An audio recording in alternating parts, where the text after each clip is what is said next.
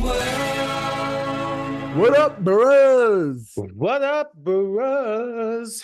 And welcome to Bruh Meets World, When it's Bryan's World. your boy meets world fan cast. I'm Ceej, I am still Tony Curtis. and we are back again with a class discussion. Mm-hmm. We are covering Quiet on the Set Part 2, Breaking the Silence. Yeah, this is episode 5, but really it's not just episode 5. It's like one of the things I wanted to discuss too was just like the response to the first 4 episodes, the response to our episode, because we got so much engagement on it. And obviously it's just been a big public discussion that's been happening since we released our last Quiet on Set discussion, that there's just a lot to talk about.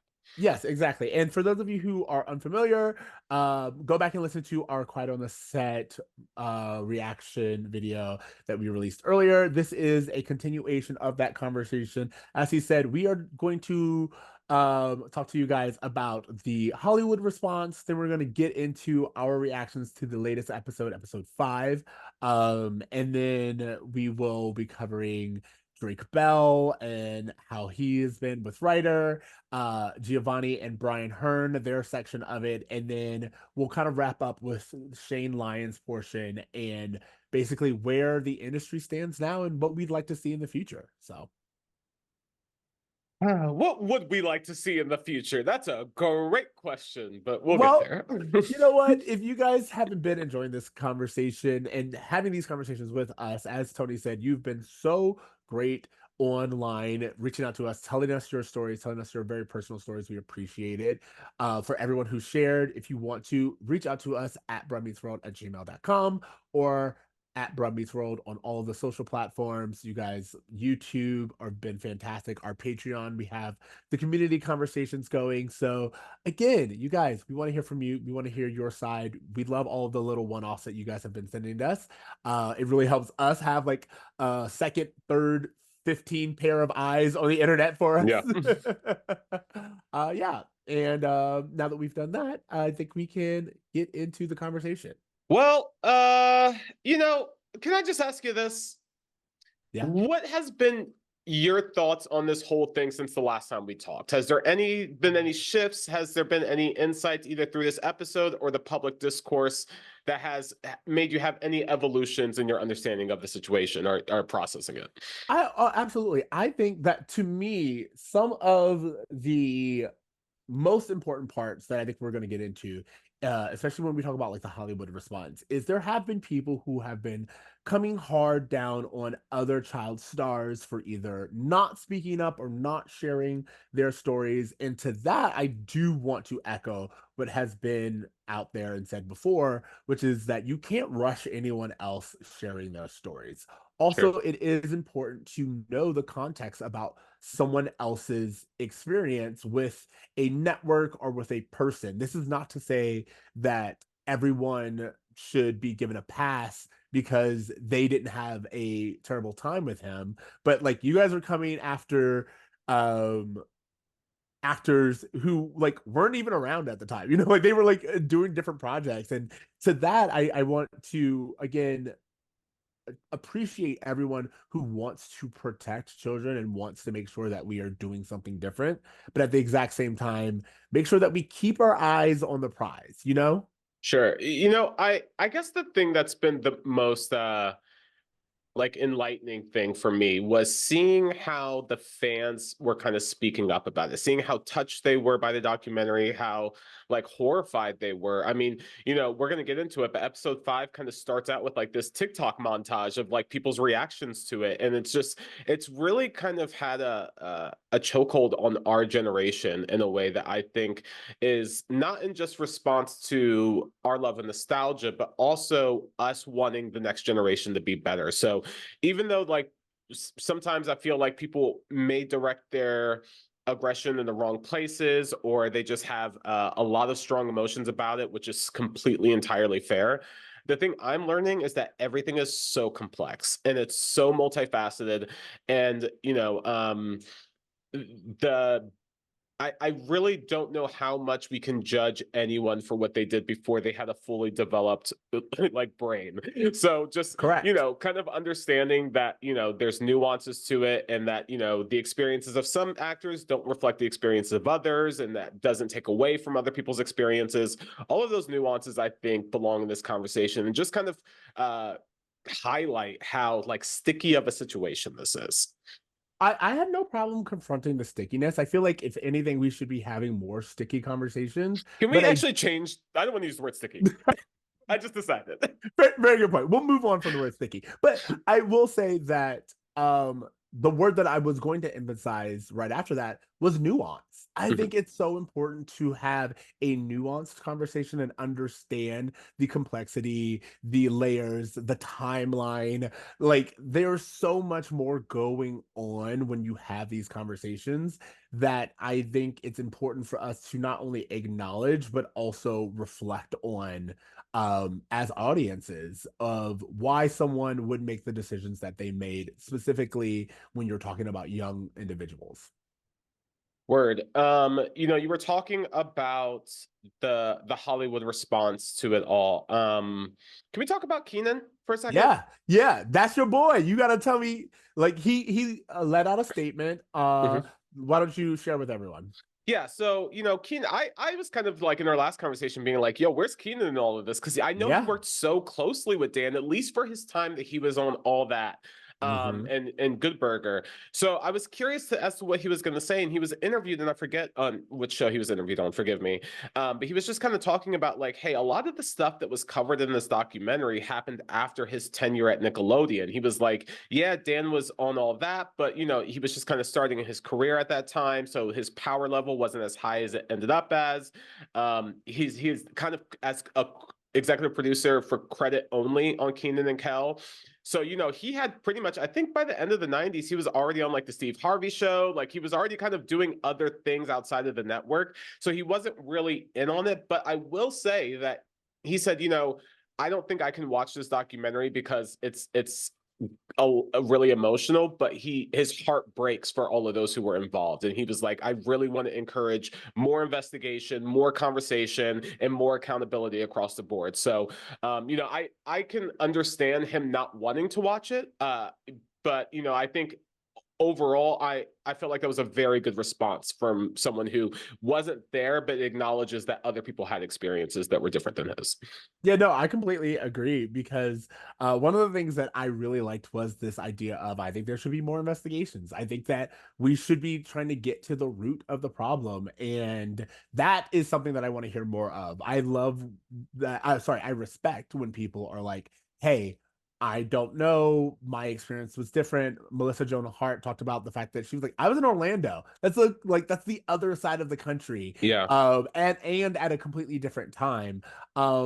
But I do think it's important to not just say it wasn't me, it didn't happen during my tenure, to follow up and say, but we should be investigating. We should be creating safer spaces. What happened was unacceptable. It's that whole Yeah. thing when they say it's not enough to um not be racist, you need to be anti-racist. You need Yeah. to go the extra mile and say, not only do I not think it's okay, I think we need to systematically put things in place that discourage this from ever being a problem again. And one thing I will say is that just because some of our, child stars from the Nickelodeon that we were kind of looking to for responses maybe didn't make a public response, doesn't mean that they aren't processing this information. They're not maybe having conversations outside of the public eye. I know that if I weren't directly impacted, I don't know that I would want attention being stolen away from those who were directly impacted. So that could be a contributing factor. Like there's so much to it that would, prevent someone from maybe coming out publicly with a statement. Yes, and I want to. It's so funny that you say that because I feel like this perfectly leads into my next point, which is first reactions to episode 5. Because I gotta say, I watched episode 5, and my first thought that I don't necessarily disagree with was y'all could have kept this. Like, I Yeah. feel like episode 5, it's such a departure, not only in format, but I think that the way that they built it up, it kind of you want more stories, you Yeah. want more evidence, you want to what was going behind the scenes at Disney. You know, so many people have been like, "Hey, where's our Quiet on the Set Disney? Like Hmm. what's going on these other sets, these other areas of Hollywood?" And to me, that's what I think we all expected, and what we got, to me, I will say, was a little disappointing. Even though I appreciate the conversations that were had, I felt like they could have happened on a podcast. Yeah, I agree to that. That one of the things I said was like, oh, this feels like a reunion episode for like a reality show at like the end of the season when they're just like interviewing the cast about what happened. It's like I don't dislike the conversations that are happening. I just wish it would have been marketed differently. I wish it Correct. wasn't marketed as like episode 5 and more of just like a bonus behind the scenes like interview, because that's really what it was. It was like an interview format in the way that the other episodes just weren't. And like you said, like to kind of ask these people, to ask Drake, to ask GioVannie and Bryan, like, what's it been like since this came out? I think are all great conversations. I just don't know that I would have marketed it as a whole new episode, because that implies that there was just going to be more to come out. And even like the all that actor who stepped out to talk about it, Shane, we'll get to him in a second. He didn't really have anything to contribute to that other than to say, like, I think this is wrong, which again is fine. But I just don't know that it should have been marketed the same way. I completely agree with you, and I think that expectation was important, because I do know I spoke to several people who were like, "This feels like the tone feels off.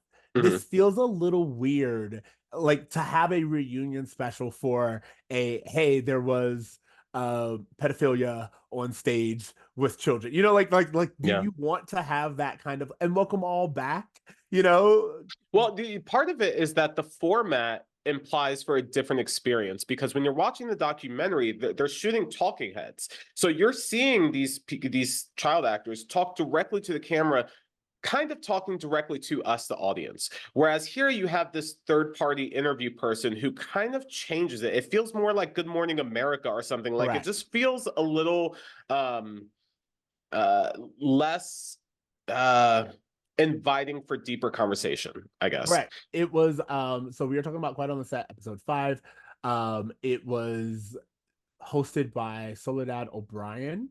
And it was still, at least it's credited as being directed by Mary Robertson and Emma Schwartz, who did the first 4 episodes. But to me, as you said, by having this be hosted in a completely different format, it felt like, nothing against Soledad O'Brien, but I even was like, I don't have the same comfort level with you as I do with the people that you're interviewing. Same. So to me, it feels like you are guiding me through a conversation that I'm like, I'm not sure if you're supposed to be here. I'm not sure if these are conversations, that we should be a part of. And it just felt like it was more of like a podcast setting. I don't know if I'm saying that Production wise, correctly. it felt rushed. It felt like, hey, Yes. we don't want to do a lot of editing. Like, go in there, interview, and then we'll do montage clips of like the previous episodes in a way that to me felt like a little rushed. Again, I don't want to shit on this too much because the conversations are important, but it just, from a production standpoint, I think that, they kind of really set a high bar with the first 4 episodes that this just doesn't compete with. Well, what's important to me, it's not to shit on the episode and the conversations that are had. It is to make sure that as a society, this doesn't become more content.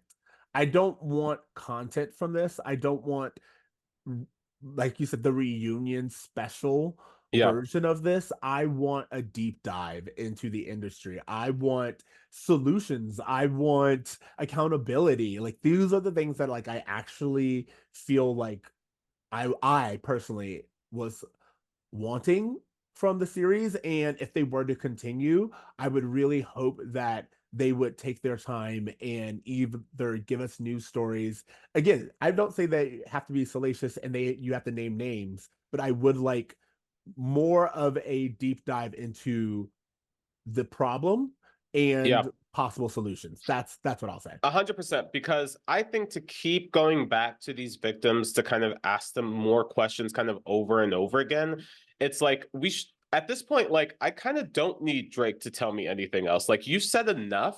And at this point, it should be like, what the fuck are we going to do about Dan Schneider? What are we going to do about Nickelodeon? What are we going to do about these loopholes that exist that allow predators to be on set? Like, I give me an hour on that. School us on the legal loopholes that happened that allowed this to continue. Like, get a statement from Nickelodeon. Like, give us something that's a little bit more, that would lead to a resolution versus asking these victims, hey, what do you think should happen? Because it's like, I don't think this should really be on them. Correct, correct, because the problem is bigger than them. And I think that we all know that the problem is bigger than even Dan Schneider. So I would like to see a version of this. We're kind of getting ahead of ourselves and we can come back to this part. But I did want to give those who watched this and was like, I don't know how I feel about this particular episode. Yeah. Like, I wanted to also talk about it and be like, yeah, no, I'm with you in the sense that this episode 5 to me felt rushed. And I hope if it does continue, we get something that takes the time and due diligence that the first 4 did. To your point, the Drake Bell of it all. Drake Bell came, and there's been so much around Drake Bell, both in the reaction and Mhm. his story and the interviews that he's given since then, that I would love to like just kind of talk about him a little bit and what he had to say and share. 100%, because I honestly feel like his portion of it was probably the most in line with what I expected from this episode. Just to jump into it, like one of the first things they bring up is Pod Meets World. And Yes. Ryder and Will. It's like they hit on it almost immediately. It was like the first thing that they talked about. And so I knew that we were gonna have to dissect that and as a Boy Meets World audience. But it was interesting to hear Pod Meets World clips included in this documentary and to hear Drake talk about his response to it. I don't know when they filmed this specific interview because one of the things that the interviewer asked Drake is like, hey, how does it feel to hear this Pod Meets World clip? How does it feel to know that Will and Ryder feel this way? And he's like, I'm glad that they've come to that realization now, but it really doesn't change my experience from that day or how I felt about that day. And he even goes on to say like, hey, at the time of that recording, no one who supported Bryan had reached out to him to apologize or to at least have a conversation about it. And so I think that's, when I reviewed the comments from our last YouTube video, that was one of the main things that Boy Meets World fans were saying was just like, hey, we feel a certain kind of way about this. And I think that's fair. Yeah. And then to follow that up, over the weekend, I think like kind of to get ahead of this episode that was released, Drake Bell did release a statement saying that he spoke and had a heart to heart with Ryder Strong and that they were all healing, and that he does give Ryder forgiveness. And I thought that that was really interesting because I think what most people wanted was to know that they cared enough to reach out, and Yep. that they would have this conversation. And we know how much work they themselves have done on the pod in terms of trying to heal their own wounds. So we would hope that they would do the exact same thing for a situation as heavy and as in need of healing as this one. So it was great to hear Drake say, yeah, Ryder Strong reached out to me. It feels very in line with what I know about Ryder and that they had the conversation. And I'm not saying that it solves anything or that like everyone has to feel a certain way about it, but that was very much in keeping with what I would have expected from them and what I think the Pod Meets World audience would want to hear. 100%. And one thing I just again, I want to shout out Drake a little bit. I mean, I know that there's even he is kind of a divisive figure right now, but it's clear that this is a man who's gone to therapy, who's talked to professionals, who is processing this as maturely as he can. And one of the things I really commend him for is that when he was talking about how, like, yeah, I worked with Will and he never said anything to me, he says, but I'll also say that, like, I don't know how you would bring up that conversation in a professional setting. Like, he kind of is giving the benefit of the doubt in ways that I don't even know that he needs to. But I think he is just understanding that this is just so complex and that, it's hard hard to judge people for where they are in their life when they're having these revelations. You know, he goes on to talk about how, you know, his mom was given a lot of flack online, and he was like, you know, I understand why people would feel that way, but you just don't understand how manipulative and expertly like crafted the Bryan's manipulation was, in a way that I could see him extending that same grace to some of the people who maybe contributed to those letters. Yeah, so like he does that for his mom and for Josh Peck. Hmm. Because I do know a lot of people came out, and he was like, "Hey, Josh Peck and I are brothers. We went through times together that only he and I share." And I thought that was great. I will say there was a part of me that kind of felt a little like backtracking. It did feel like, oh, I'm doing PR for my mother. I'm doing PR for Josh Peck because I don't want people to have a negative reaction to them. And to that, I will say part of even the public persona is having to do that work themselves. You know what I mean? Like Yeah, that's how I feel anyway. I was just gonna say that, like, I think that the reason why Drake maybe is doing that is because he's like, I think you guys are paying attention to the wrong thing.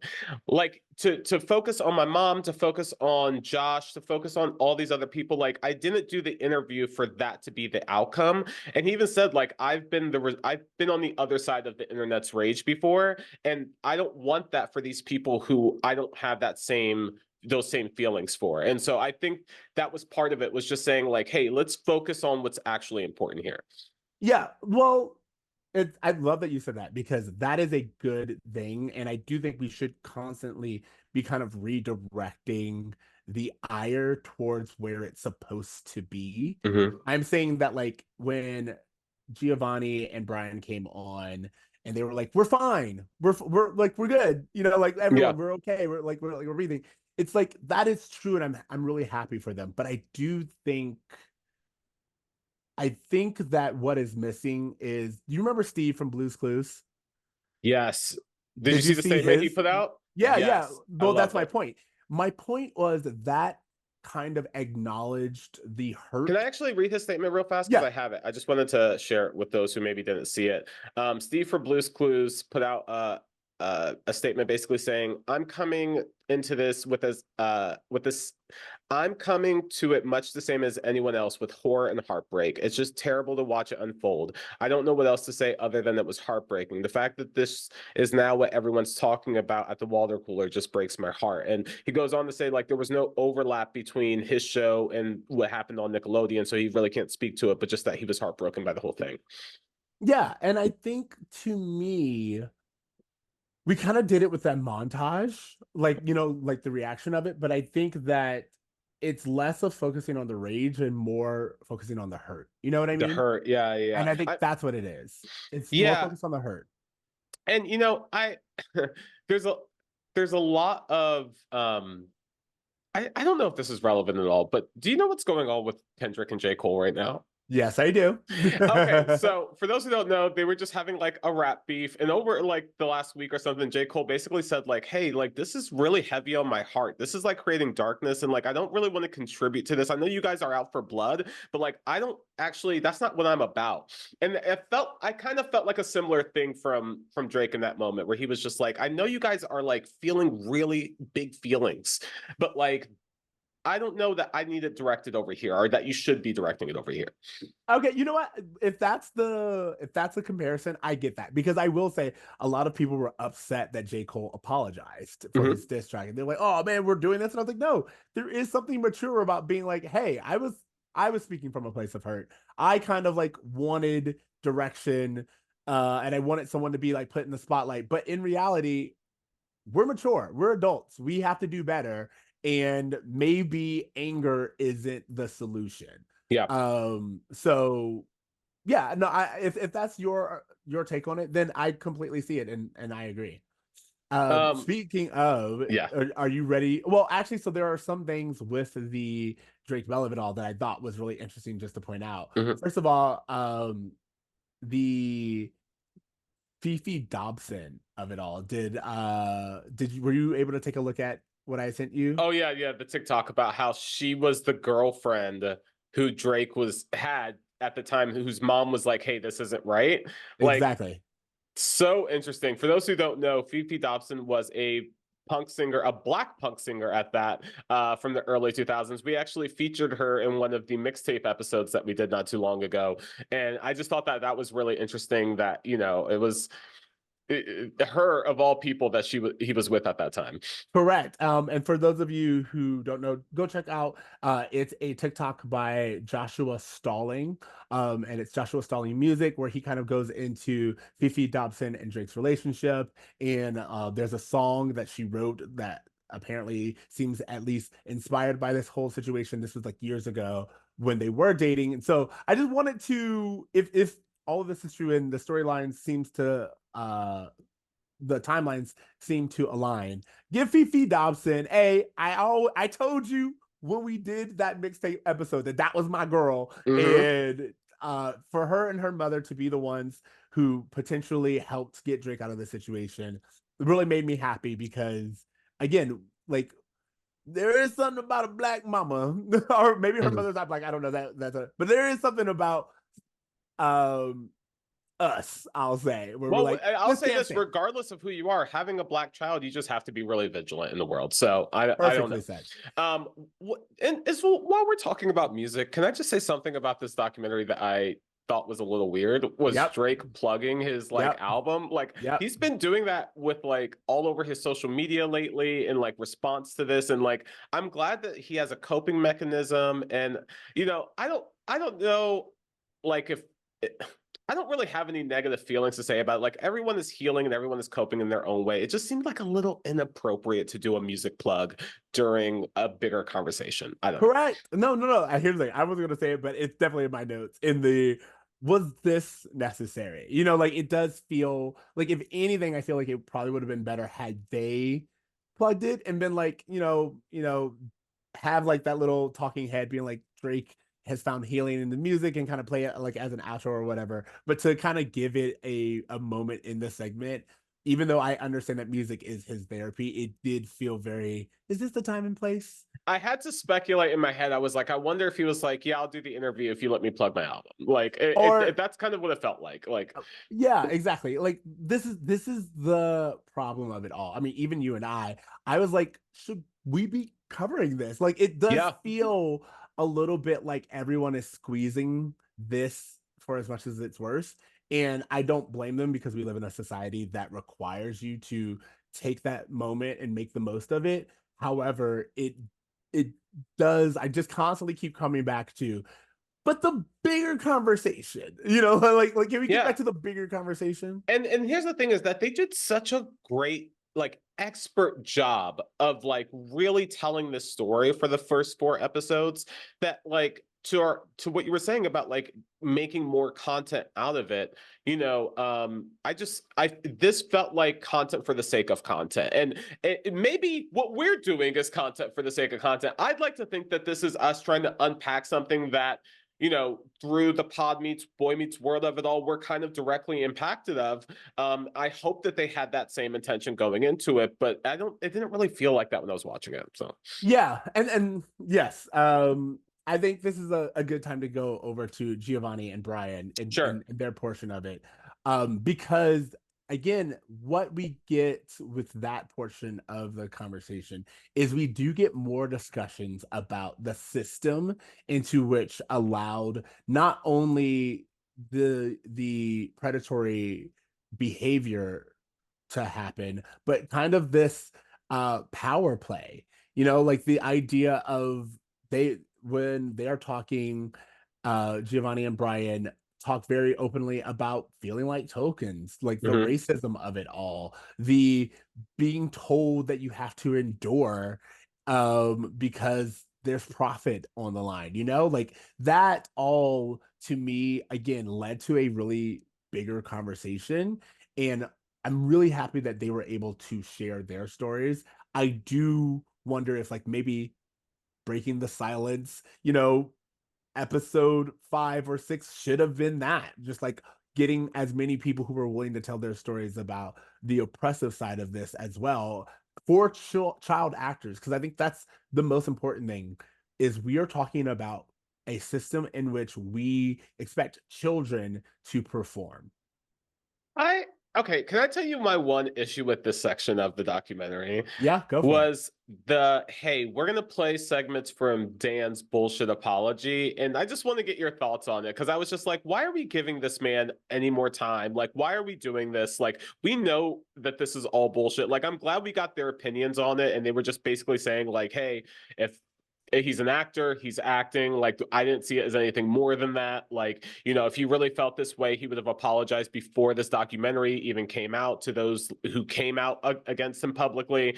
And so, like, I appreciate their opinions on it. I just didn't know that we needed to even include Dan's video. And I don't know. Maybe from a journalism perspective, it's like we want both sides of the argument. Then call him up, like get him on the set and like get like fresh, like a fresh take from him or something. Like, I don't know, like that specific video felt so much like propaganda in every way that I just hated that it was included in this because what they were telling was like felt so it felt like real journalism in a way, and that like I felt like this is just kind of being like, oh well, what are the tabloids saying about it? Like it kind of I think took away from it, I think.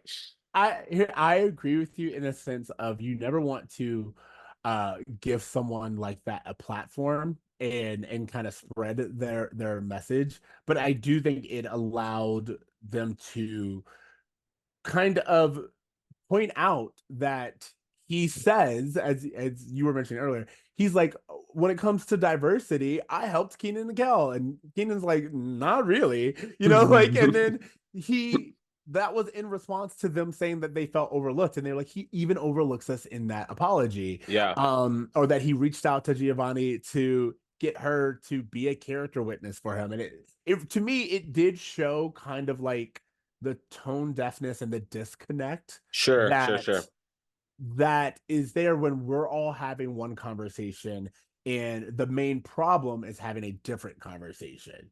You know what's really interesting, and again, I hate that I'm just kind of relating this to other things going on in the world, but I see patterns everywhere, and I'm putting Yeah, pieces together. When I see it, and like when I'm taking in Dan's response, the it being so out of touch. It reminds me so much of what's going on with J Lo in terms of just being like you are so out of touch with like what the public is thinking and feeling about you, and like your responses aren't answering any of the comments or commentary that's really going on. And you know, I'm not trying to say that J Lo is the same as Dan Schneider, but what I am saying is that there seems like a certain level of wealth or a certain level of celebrity really takes you there's a disconnect. There's a disconnect in what the public at large is talking about and the disconnect from what you want to acknowledge or discuss or what you perceive is the issue or something like that. There just feels like there's something that's off.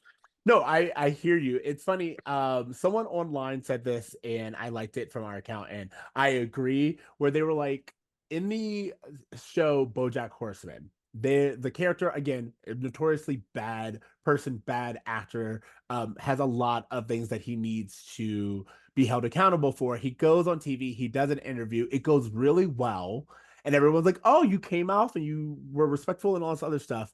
And then he's like, I love that so much. I'm going to go back and do a second night. And I was like, this entire episode and even Dan Schneider's apology video feels very much like that second night of the BoJack Horseman apology, where for those of you who haven't seen it, spoiler, mini spoiler, things go really wrong. And it's just True. like all of the clout that he got, everything that like even if there was any kind of sense of doubt was removed and Mm-hmm. now it's pure judgment and you can kind of hold his feet to the fire. It's great for his victims, Yeah. but it does like it wasn't a smart move, and that's kind of like how I felt about it. It's like, oh, you went a little too far, a little too close to the sun Yeah. on this, and I feel like Dan's video, if anything, it really did show people, oh, this man hasn't learned what as much as he thinks he has. 100%. You know, I gotta say, I love Giovanni and Bryan's conversations. I love the conversation with Bryan and his mom. I know there's specifics we can talk about. My main feeling was like, I don't know that there's anything new I'm walking away from these conversations that I didn't already get a sense of throughout the documentary. Even the relationship between Bryan and his mom, like I just don't know that there was anything an aha moment that came from that for me. So I wanted to see like was there anything like extra special that you got from this? Like I think that to me, I think it was nice and people wanted to see the reconciliation between the two of them. I thought that Mhm. was really important. And you could tell that again, Bryan himself is like working on therapy and learning how to handle things himself as he's gotten older and mature. There were conversations that were being had specifically about race Mhm. and the industry that I was like, I don't know if this is the forum to have these conversations, but I do think that we should be having these conversations. You Yeah, know? like I'll say that too. That like, don't get me wrong, we hate racism, guys. Yeah. We hate racism. But like to that point, I was just like, I'm not. I don't know. I'm not trying to say one devil's worse than another. I'm just saying that when talking about the safety of children, I feel like that's such a bigger cultural thing with Hollywood, and I'm sure racism is too. It feels weird to have those both sandwiched into one conversation. Is all I'll say. Well, which is why I said like maybe like that should have been like its own Yeah. conversation. Like that's what I feel. I feel like that basically of what you and I are saying is like because it felt rushed, it felt like, oh, we aren't really deep diving into the topic in the way that we should and could. So instead, we're kind of touching on it and we're like grazing over a deeper conversation. Like I did think it was really important this idea of like when we see us like walking into a room and being able to identify how many people are in there, a child of color feeling like they have someone that they can talk to, that they can relate to. I feel all that is really important.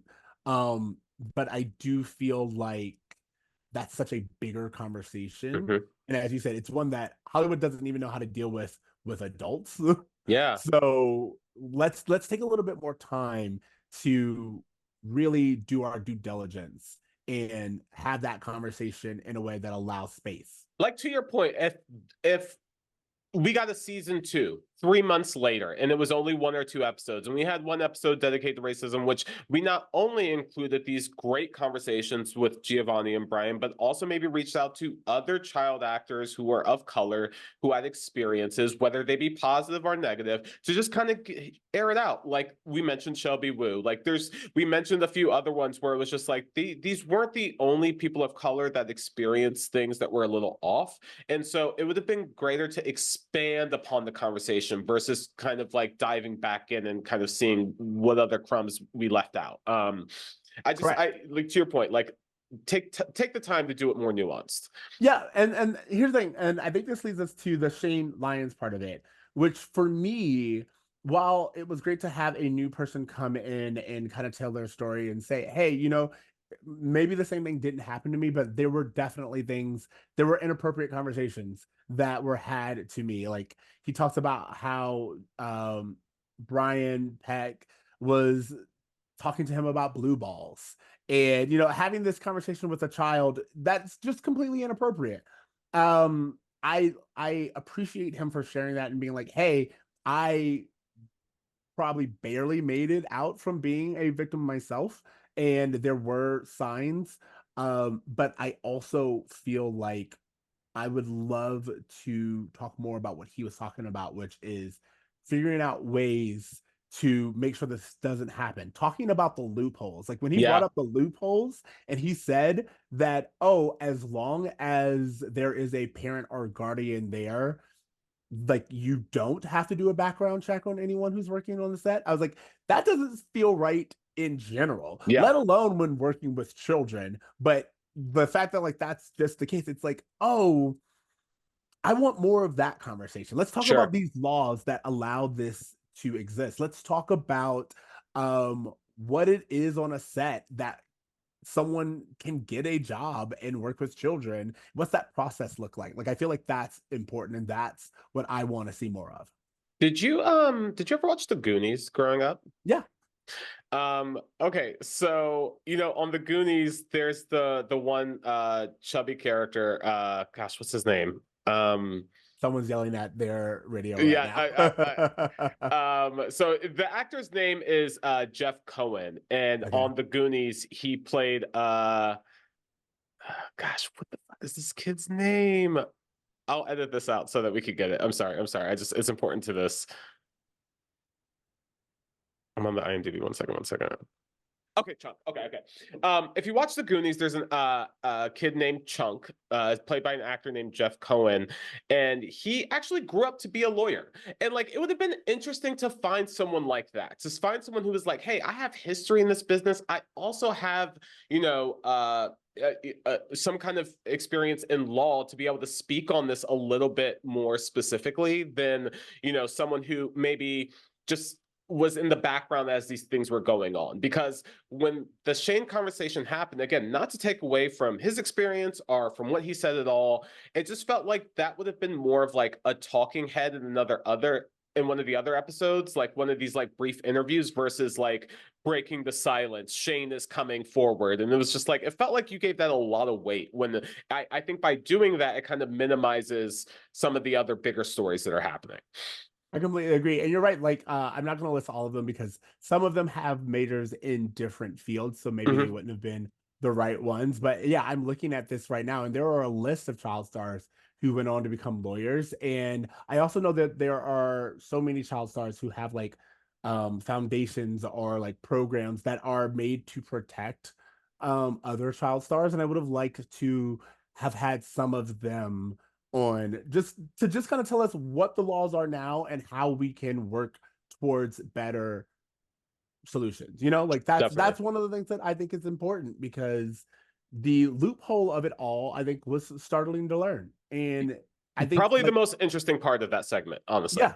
And so to have I would like more of that. That's all I'm saying. Yeah, definitely. I before we move on real too fast from the GioVannie and Bryan aspect of it, probably the thing that was the most like wow about that was finding out that Bryan and his mother hadn't reunited until after they shot the documentary. That it took them watching the documentary for them to be like, wow, we should reconnect. And I thought that was really powerful too, because Yeah. the documentary almost made it seem like that their relationship had some issues, but like maybe as an adult he was able to kind of come to a realization about his mother's impact on his career and what that meant to him. But it really wasn't until this documentary that they were able to both really process this. So I think that was really a powerful moment, but maybe something that could have been included in a previous episode. Yeah, completely agree. But again, I said this earlier when we were talking about their section. I do feel like it was cathartic for the audience to see that resolution and to allow them that space to kind of share their stories together. I personally just think that we should keep the conversation on the environments that we put child actors in, the industry that allows this to continue to happen. I was going to say, like, what would you want to see if this continues? What would you want to see future episodes be about? I would want future episodes to either have new child stars coming forward with different experiences, or, like I said, there being more of an emphasis on what's going on, either through Nickelodeon's own uh, human resources department, or what laws are like pending, or what is currently being done to prevent this from happening. I think that would be a little bit more interesting to me. I also think that there was a lot of emphasis on Bryan Peck and like what he did, whereas there were other people in the documentary that had impact that I would be interested to maybe figure out what's going on with them and what kind of was the outcome of their situation, as well. So but I will say that, like, if you don't have enough, don't give it to me. Like, Yes. I'm fine with just like, you made a really powerful argument with the first 4 episodes, and I think that you can just leave it alone if you don't have something equal to stand next to it, is what I would say. Completely agree. And that's kind of how I felt about this entire thing. I know that there is a lot of thirst for a Disney Quiet on Set. Yes, yes. I don't really know what those conversations would be like, but I feel like that Disney NDA is tight. Like, Well, to that point, I would say even go back further. Like, let's have a Corey Feldman episode. Like, let's go back to the 80s or maybe outside of the Nickelodeon Disney studio system to kind of figure out experiences of other child actors. So that might be something as well. Yeah, exactly. And at the end of the day, I hope that you guys felt like this conversation was worthy. I hope that you feel like you were able to have space to share your stories. Again, if you have further stories, feel free to reach out to us. Also, if you or anyone you know needs help, contact the National Sexual Assault Hotline at 1-800-656-4673. Ultimately, we said that we would cover this episode. We wanted to make sure that we put it out, but again, I think I will be very selective in how I participate in these conversations moving forward because Absolutely. I don't want to make content for content's sake. I would much rather make sure that we are having conversations that push the issue forward. Absolutely. And something that I thought earlier was with the Free Britney documentary. Like that was something that also had like a really like the public had a really great response to, but they also kind of showed the work that was going into it and also how not only how we got there, but like what items were still in place that kept that system up. And I feel like that's what this topic can do. I feel the more that we talk to Pod Meets World, the more that we talk to all of these, we hear all these stories from different sets. It becomes very clear to me that we need to figure out how to, if we're going to have children in this industry, how to do the best that we can as adults to protect them. Yep. All right. Well, anything else you want to say, Tony? You know what? Not really. I strongly agree with what you said that like I want to talk about it if it's noteworthy and it's worthy to talk about, but I don't want to keep circling the drain over trauma specifically. Like, to turn trauma into content, I think is something that our society has become way too comfortable with. And I want to be a little careful about that. Love it. Appreciate it. We appreciate you guys so much. Reach out to us at all of the places at Bryan Meets World. Reach out to us at bryanmeetsworld@gmail.com if you want to give us your take on episode 5 or any of Quiet on Set. And we will be back with regular Boy Meets World content next week. So later, bros. Later, bros. This episode of Bryan Meets World was produced by Ceej and edited by Tony Curtis. Bryan Meets World is a 2 Free Tokens media production.